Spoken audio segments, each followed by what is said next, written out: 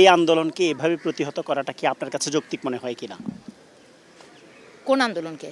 শিক্ষার্থীদের দাবি যেটা দমন পীড়ন।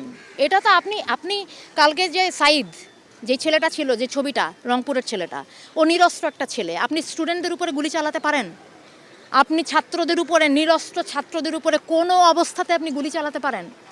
এটার জবাব প্রশাসনকে দিতে হবে। বাংলাদেশের মানুষ এটা জানতে চায় যে আমরা একটা প্রাণের কথা বলবো, একটা দাবি তুলবো, আপনার সেটা পছন্দ না হতে পারে, আপনি বাহাস করেন আমার সাথে, আপনি আমাকে কথা বলতে দিবেন না, আমি কথা বলবো, আপনি গুলি করে মারবেন। ও একটা মায়ের বাচ্চা, ও একটা বোনের ভাই, আপনি ওকে মেরে ফেলছেন। এটা একটা কথা হলো?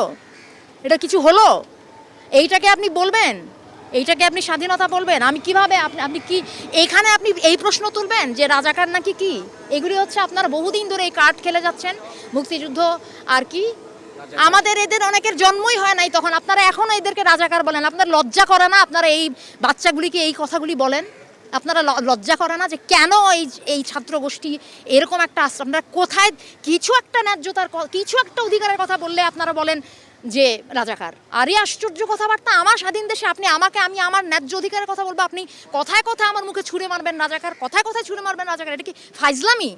এটা বাংলাদেশ, এটা অনেক মানুষ, সাধারণ মানুষ এখানে যুদ্ধ করে স্বাধীন হয়েছে। আপনি আপনারা সেই ক্ষেত্রে মুক্তিযুদ্ধ বিরোধী কাজ করেন।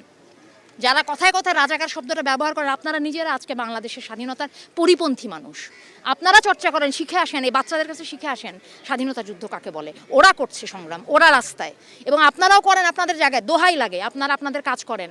শিক্ষার্থীদের সাথে আমি সম্পূর্ণ একাত্ম। শিক্ষার্থী শুধু না, বাংলাদেশের মানুষের কথা শুনতে হবে আপনাকে। এখানে অনেক ঘটনা ঘটে যাচ্ছে।